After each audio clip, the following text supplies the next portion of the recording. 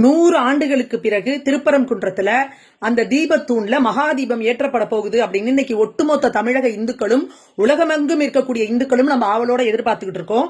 ஆனா நீதிமன்ற உத்தரவை மீறி இந்த திராவிட மாடல் அரசு இன்னைக்கு அந்த மகா தீபத்தூண்ல தீபத்தை ஏற்ற முடியாது அப்படின்னு சொல்லி உச்சி பிள்ளையாருக்கு மேல இருக்கிற அந்த தீபத்தை தான் ஏத்திருக்காங்க.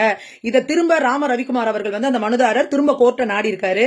ஏன் தீபத்தூண்ல எங்களை தீபம் ஏத்த விடல அப்படின்னு சொல்லி இப்ப திரும்ப நீதிபதி அவர்கள் சுவாமிநாதன் அவர்கள் என்ன சொல்லிருக்காங்கன்னா, தமிழக காவல்துறையால இதுக்கு பாதுகாப்பு கொடுக்க முடியலங்கிறனா பிஎஸ்எஃப் வரட்டும், துணை ராணுவத்தோட துணையோட போய் ஒரு 10 பேர் போய் அந்த தீபத்தூண்ல தீபத்தை ஏத்துங்க அப்படின்னு சொல்லியிருக்காங்க. எந்த மாதிரியான ஒரு நிலைமைக்கு இன்னைக்கு இந்துக்களை இந்த திராவிட மாடல் அரசு தள்ளி இருக்கு அப்படிங்கறத தமிழகத்துல இருக்கிற ஒவ்வொரு இந்துக்களும் கவனிச்சுக்கணும். இன்னைக்கு நம்மளோட கோவில்ல நாம போய் ஒரு தீபம் ஏத்தணும்னா அதுக்கு துணை ராணுவம் வரணுமா? நமக்கு இந்த மாதிரியான ஒரு கேவலமான ஆட்சி நடக்குது. ஒரு இந்துக்கள் போய் எங்களோட கோவில்ல போய் மலையில விளக்கேத்துறதுக்கு உங்களால பாதுகாப்பு கொடுக்க முடியாத ஒரு கையாளாகாத ஒரு ஆட்சியை நடத்திக்கிட்டு இருக்கிற இந்த திராவிட மாடல் அரசு வெக்கி தலைகுனியனும். பதவியை ராஜினாமா பண்ணிட்டு முதல்வர் அவர்கள் வீட்டுக்கு போயிருங்க. இந்துக்கள் போய் ஒரு கோவில்ல விளக்கேத்துறதுக்கு உங்களால இது அனுமதி கொடுக்க முடியல, இதனால சட்டம் ஒழுங்கு சீர்கட்டுரும், பாதுகாப்பு இருக்காதுன்னு நீங்க சொல்றீங்கன்னா காவல்துறையை கையில வச்சிருக்க முதல்வர் அவர்கள் பதவி விலகிட்டு வீட்டுக்கு போயிருங்க. இதை விட அசிங்க அவமான வெக்கம் உங்களுக்கு ஒண்ணு கிடையாது. இந்துக்கள் ஒருத்தரோட ஓட்டு கூட உங்களுக்கு 2026 உழுவாது, எழுதி வச்சுக்கோங்க.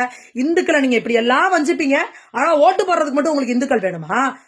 திருப்பரங்குன்றத்தை இன்னைக்கு கலவர பூமியா மாத்தி வச்சிருக்கீங்க. இதை தானே நேற்று உங்களோட கம்யூனிஸ்ட் எம்பியை வச்சு சொல்ல வச்சீங்க, கார்த்திகை தீபமா கலவர தீபமான்னு எல்லாம் திட்டமிட்டு தானே நீங்க பண்றீங்க.